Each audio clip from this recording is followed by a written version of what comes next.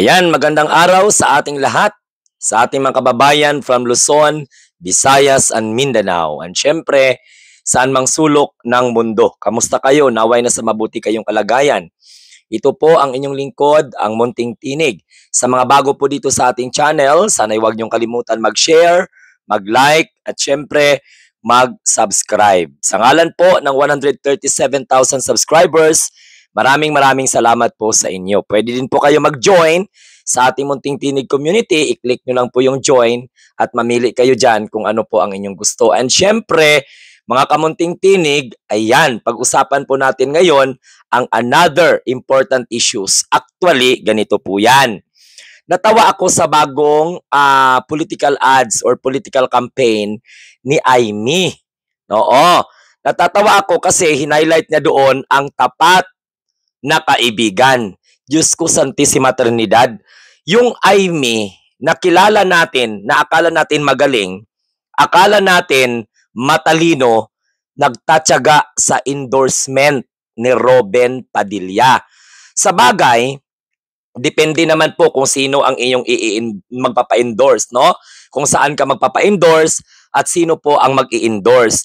Pero klarong-klaro talaga na ang political ads ni Aimee ay hindi na talaga matatawaran ang kanyang pagiging Duterte alay. Sa mga kababayan po natin na mga loyalista, mga nagdududa pa kung legit ba talaga na si Aimee ay maka-Duterte at strategy na lang yun o di kaya po ay pinapakita niya lang na balance siya pero mas matimbang sa kanya ang mga Duterte. Ayan, ebidensya na yan mga kamunting tinig. Sa mga nagtatanggol dyan kay Aimee na sabi, oy, strategy lang po ni, ni Aimee Marcos yan. Mantakin mo ha, nawala siya sa alyansa. Gusto niya mag-independent.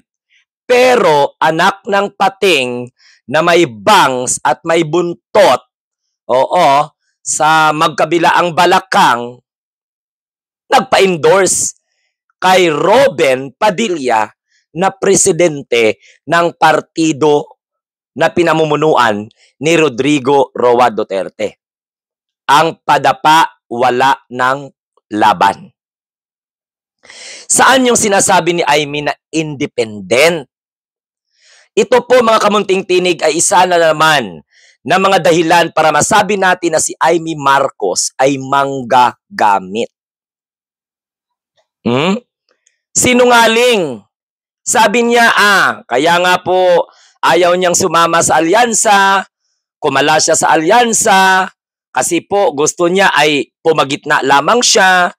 At sabi niya po dito mga kamunting tinig, wala siyang pinapanigan, neutral lamang siya, ito na po. Nagpakandak ng pangatlong hearing ang gagagagaga, nagpa-endorse pa kay Robin Padilla na presidente ng partido ni Santo Rodrigo. So anong ibig sabihin yan, mga kamunting tinig? O sa mga nagtatanggol kay Aimee, Sir, wag mo naman masyadong banatan si Aimee. Kapatid ng presidente yan. Kahit papano, blood is thicker than water. Isa punto na pinapakita ni Aimee. Ano kaya ang masasabi ninyo, mga kamunting tinig? Ito ay pagpapakita na hindi lang balimbing, kundi may inis at galit si Aimee sapagkat pinagpalit niya ang endorsement ng kapatid niya sa endorsement ng presidente ng partido ni Santo Rodrigo. Tama ako, tama. Tama. Yan talaga ang katotohanan. At wala na tayong ibang aanalisa, kundi yan na talaga, no? Ang punto de vista dyan. Na si Aimee Marcos ay hindi lang manggagamit, oportunista pa.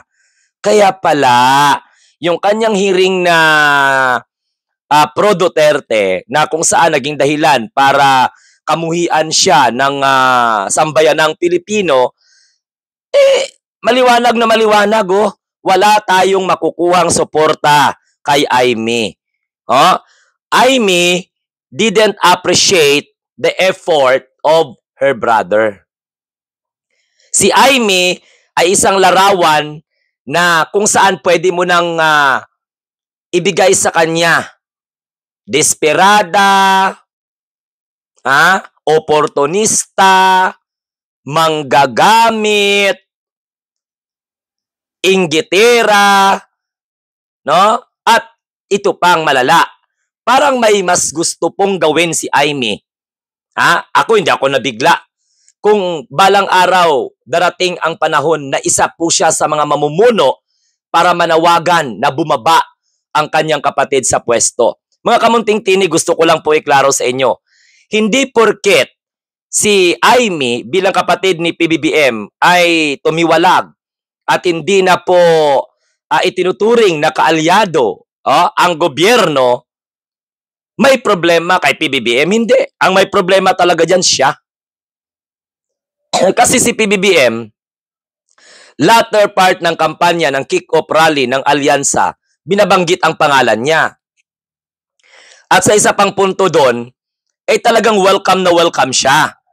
Pero itong si Aimee, nagsalita man ito sa social media na gusto niya mag-independent, hindi naman daw kuno binabanggit ang pangalan niya, so ibig sabihin, itchapwera na siya. Sino ba naman ang matuwa na i-endorse mo yan pagkatapos traidor?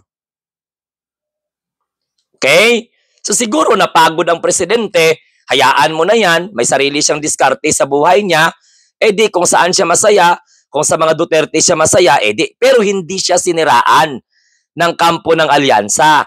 Pero sa punto na ito, nakita natin, na yung kanyang pangalan daw di umano, para sa Mindanao. Yung I is infrastructure. Yung, ano ba yung M na yan? Lintex na pangalan yan kasi ang hirap naman saluhin ng pangalan niya kasi parang sinusuka na nga yan ng sambayan ng Pilipino Parang sinusumpa na nga ng sambayan ng Pilipino kasi unang-una, para man sa kanyang kapakanan ang mga ginagawa niya. So ito mga kamunting tinig, klaro po yan Sa katotohanan na nakita natin na si Robin pinagtiyagaan ni Aimee. So ibig sabihin, may tiwala si Aimee sa partido PDP kaysa sa alyansa. Na kung saan ay talagang kinakampanya ng kanyang mahal na kapatid. Mas matimbang ang endorsement ni Robin Padilla kasi maipanalo po siya talaga ni Robin. Wow! Mga kamunting tinig, kung kayo ang tatanungin ko, si Robin Padilla, bubutuhin nyo ba ang in-endorse niya? So ibig sabihin, naniniwala si Aimee, gagamitin ni Aimee ang kakarampot na puwersa ni Robin na nagkataon lang nasungkit niya, no? Ang pagiging number 1 sa Senado. So ibig sabihin, gustong pakinabangan ni Aimee ang mga botante ni Robin Padilla. Ngayon, tanungin ko kayo, sa mga lahat ng nagboto kay Binoy, kay Robin Padilla, hindi ba kayo mag-iisip? Sa lahat po ng mga nanonood dito, anong may comment niyo? Kayo, bumoto kayo kay Robin Padilla. Mga DDS. Mga Duterte Diehard supporters, tandaan po ninyo yan, payag ba kayo na i-endorse ni Robin Padilla si Aimee? Bobotohin nyo ba si Aimee? Na kung saan ay sabi ng asawa ni Rodrigo Duterte ay paek-ek ang kanyang ginagawa sa Senado. Walang kwenta, paek-ek, OA, drama. Sabi nga ni SP, ayon, huwag gamitin sa pamumulitika ang Senado. Kaya nga nag-aalburuto si Aimee dahil hindi po pinirmahan ang mga sabpina ilang beses na. Natandaan po ninyo, di ba? Nagkaroon po ng sabpina sa mga high cabinet ranking officials na dumalo sa kanyang pangalawang hearing. Kasi pangatlong hearing kasi hindi po dumalo kasi in-invoke ang executive privilege. Now ngayon, nagbulada siya sa media. Nagsalita siya doon na talagang hindi pinirmahan ni Chis Escudero. Pangalawang beses ang ang subpoena. Ngayon, tapos ito pa, yung kinulong nila sa pamamagitan ng contempt, ayun, pinalabas at pinapaliwanag ni Chis Escudero. 2 oras na detained. Si Ambassador Lacanilaw. Tapos, only to find out, lalabas, mas may tiwala si Aimee sa partido PDP. Ngayon, mga Duterte supporter, tanungin ko kayo, bubutuhin nyo ba yan? Kasi in-endorse ni ni Robin Si Robin Padilla, in-endorse si Aimee. Pero si Sara, hindi in-endorse si Aimee. Samantalang, tinuturing na boss ni Robin Padilla, si Sara Duterte, ang walang kwentang VP ng Republika ng Pilipinas. Ako iiwan ko ng mga katanungan to sa mga Duterte supporter. Lalong-lalo na sa mga bumoto kay Robin Padilla kasi naniniwala si Aimee na may hatak pa si Binoy. Naniniwala si Aimee na kapag i-endorse siya ng presidente ng PDP, abay naturalmente ang mga gustong bumoto sa mga kandidato ng PDP magkambyo plata at suportahan siya. Paano yan? Kaikikan lang pala ang ginagawa, hindi naniniwala ang mga malalapit na pamilya ni Rodrigo Roa Duterte kay Aimee. Kahit na nga po yung effort niya na pag-conduct ng hearing sa pangatlong pagkakataon, hindi po pinapaniwalaan ng asawa or what we call this common law wife. Nalilito ako kung sino ba talaga yung asawa, kung si Zimmerman or si Hanlet Abansenia. Pasensya talaga kasi basta ang talagang termino po dyan ay common law wife. Hindi naman pwedeng sabihin kabet, pero sabi ng iba kabet. Bahala na. Wala naman akong ka-idea dyan kasi single naman po ako. Basta, ayun, nagsalita na si Hanilet na parang may tupak na hindi mo naman maintindihan yung mga pinagsasabi. Magkukomentaryo tayo yan sa susunod. Pero ito talaga mga kamunting tinig, nakakatawa. Nakakatawa. Mas matimbang pa pala yung parang naniniwala si Aimee na mas parang may tsansa na manalo siya kung si Robin Padilla ang mag-i-endorse sa kanya kaysa sa kapatid niya. Ganun ang pinapalabas ni Aimee dyan. Ganon. Yan ang pinapalabas ni Aimee dyan. Na mas parang may hatak pa, no? Ang presidente ng partido Padapa wala ng laban kumpara po sa mga kaalyado ng kanyang kapatid sa alyansa. At ito pa. Dito natin mapapatunayan. Kung ang galit ng mga DDS kay Aimee ay totoo. Kaya ko tinatanong mga Duterte supporter, ngayon, in-endorse na ng presidente ng Padapa, wala ng laban.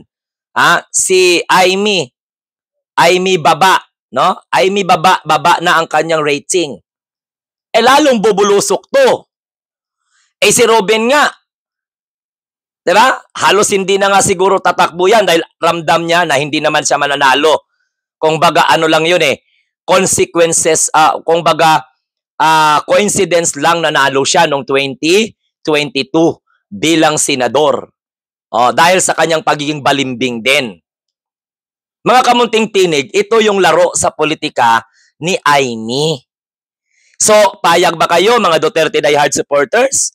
Dahil po sa in-endorse ni Robin Padilla si Aimee, susuportahan nyo na. Kami, sa mga loyalista, wala na yan Ngayon, sa mga loyalista dyan, na mga nagdududa pa na Trojan horse yan si Manang Aimee. Si Manang Aimee, diskarte niya lang yan.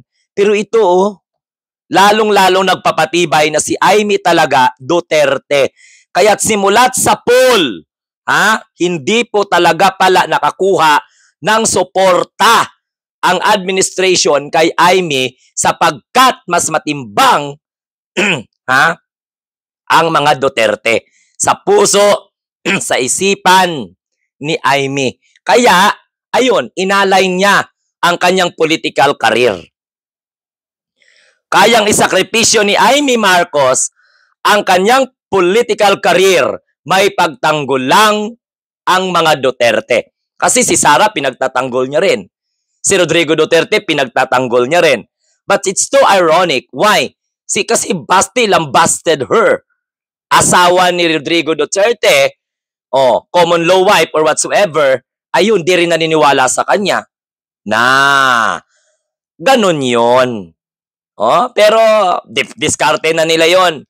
Basta tayong lahat dito ay talagang nakikita na natin ang mga traidor sa Marcos administration. Dahil kaya-kaya nilang isakripisyo, no, ang kanilang pamilya para lang sa mga Duterteng malaki ang naging kasalanan sa sambayanang Pilipino. Rodrigo Duterte o ang mga Duterte ang nagdala ng kahihiyan sa mga Pilipino, hindi lamang sa Pilipinas, kundi all over the world. Klaro po yon. Bahala na kayo, magalit kayo sa akin dahil tingnan nyo naman, kaliwat kanan, ang mga accusation laban sa kanila. So mga kamunting tinig, maraming salamat po sa mga Pilipino na hindi bumitaw sa pagsuporta sa Pangulo, na hindi bumitaw sa pakikipaglaban para sa gobyerno, hindi para sa gustong magpabagsak sa gobyerno, hindi para sa gustong paglaruan. Actually, hindi nga gusto, napaglaruan na nga nila ang sambayanang Pilipino. Wala tayong mapala kapag mga Duterte at saka Duterte alay ang susuportahan po natin. Mga kamunting tinig, ipatikim natin sa kay Aimee ang tunay na boses ng nagkakaisang Pilipino na nagmamahal sa bayan, hindi para sa mga Duterte lang. Sayang tong Aimee na to eh. Nasobrahan to sa katalino kuno. Yun pala, ayun, nagiging tanga naman pagdating po sa politika. Siguro, baka masungkit ni Aimee ang number 1 sa Senado. Basta gusto ko lang sabihin sa inyo, mga Duterte diehard supporters, dahil in-endorse ni Robin Padilla si Aimee, bubutuhin nyo na ba? Sigurado kayo, kung kaya nga ni Aimee traidorin yung kapatid niya, how much more pa kaya kayo? Yung mga ganyang klaseng politiko, mag-ingat kayo dyan. Kung kaya nga ipagkanulo ni Aimee Marcos ang kanyang kapatid, kaya niyang traidorin, kaya niyang iwan, at ipaprioritize kayo, how much more pa kaya pagdating ng panahon? Baka si Aimee din ang lalaglag sa inyo. Abay, mga Duterte supporter. Diba? Pag-isip-isip kayo niyan. Sa bagay, wala naman kayo mga isip eh. Santo nyo si Robin, santo nyo si Bato, santo nyo si Bongo. Right? Siguro, ibig sabihin, magkakaroon ng conflict pagdating ng panahon, ang pamilya Duterte, si Robin, si Bongo, si Bato, dahil bakit nila to i-endorse si Aimee? Sabi nga ni Hanilet, ek lang. Si Sara nga, hindi nga ini-endorse yan si Aimee, pagkatapos si Robin in-endorse niya. Pagkano kaya? Ano kaya ang deal? So, ibig sabihin, magiging bahagi ng partido na padapa wala ng laban si Aimee. Presidente ng padapa wala ng laban nag-endorse sa kanya. Ito ba yung katotohanan sa sinasabi ni Aimee na hindi siya sasama sa alyansa dahil gusto niya magiging neutral siya, gusto niya maging independent siya? Diyan pa lang nga sa 3 hearing, alam na natin maka-Duterte siya. How much more pa kaya ngayon in-endorse na siya ng presidente ng partido ng padapa wala ng laban. So, expect tayo na talagang sasama to sa mga kampanya. Hindi, alam mo, sa totoo lang, ganito yon. Dadalahin to ng PDP. Alangan di mag-usap si Binoy at saka yung mga kasamahan niya sa partido. So, ibig sabihin si Aimee, wala sa alyansa, dadalahin siya ng partido ni Robin Padilla, ni Rodrigo Roa Duterte. Or, ito ba ay sariling desisyon lang ni Robin o desisyon po ito ng political party nila? Yan ang mga tanong na dapat sagutin ng mga Duterte supporter. Bibigyan nyo ba ng pagkakataon? Maupo si Aimee? Nako, bahala kayo dyan. Sinasabi ko sa inyo, kasi kami, namulat na kami. Naliwanagan na kami sa kung ano talaga ang diskarte ni Aimee. Si Aimee, makasarili yan. Manalo yan, wala na kayo. Tsapwera na kayo. Kapatid niya nga, hindi niya nga sinusuportahan. Diba? Oh, lalong-lalo na ngayon, si Sara Duterte, hindi nga man natin nakikita ang in-endorse na si Amy. Even do Rodrigo Duterte, hindi nga in-endorse si Amy. Diba? Tapos bigla lang i-endorse ng presidente ng partido ni Rodrigo Roa Duterte. Naku. Yan ay isang sarswela at kaabang-abang. Basta ko, iiwan ko sa inyo mga DDS. Bubutuhin nyo ba? Mga butante ni Robin. Bahala kayo dyan. Problema nyo na yan. Wala na kaming pakialam dyan. Kaya lang ako, binibigyan ko lang ng buhay. Para nang sa ganon, mayroon pong mga different perspective na lalabas. No? Hindi lang po narrative ng iba, kundi sa kabila naman ng naratibo. So sa punto na ito, klarong-klaro na partly sinusuportahan ng PDP si Amy. Dahil nakakita sila ng kaalyado. Wow! Sigurado na itinuturing nila si Amy na kaalyado. Bakit yung common law wife ni Digong hindi naniniwala sa walang kwentang hearing ni Amy sa Senado? Hanggang sa muli, ito po ang inyong lingkod, ang munting tinig ng ordinaryong Filipino. Maraming salamat po sa inyong lahat. Kung kayo po ay bago sa ating channel, huwag kalimutan mag-like, huwag kalimutan mag-share, at huwag kalimutan mag-subscribe. Road to 150,000 subscribers na po tayo. Have a nice day. God bless. Adios, Patria Dorada. Sayonara. Bye-bye. Okay, maraming salamat again ha. Hindi ko na po kayo isa-isa pala sa mga nag-team replay para maraming salamat ha. Tawag nito, malaki po ang tulong ninyo mga team replay sa ating Munting Tinig channel. Huwag kalimutan manood ng mga patalastas. At syempre, welcome po ang mag-send ng GCash, magpa-super chat, magpa-super sticker, at mag-join sa ating maliit na komunidad. For the second time around, bye-bye and mahal ko kayo. At tandaan po ninyo again, tayo po ay ang mga bagong Pilipino sa bagong Pilipinas.